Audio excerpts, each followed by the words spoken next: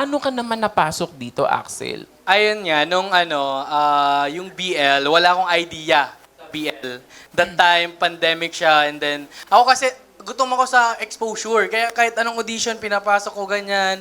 And then one time may nakita ako sa Facebook na parang casting blah blah blah, ganun.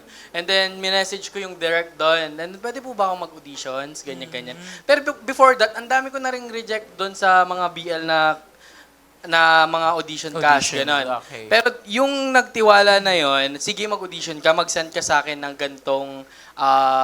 gantong video, ganyan. Nagulat ako, pagka-send ko, ay sige, tanggap ka na, ganyan agad. Agad-agad? Okay. Agad, oo. Okay. Pero wala akong idea na yung BL pala is boys love. Okay. Ganon. So, doon na lang, no, nandun ka na sa Nandun set. na ako. So, kamusta yung pagtanggap mo doon? Actually, nung una, sobrang yung adjustment ko talaga.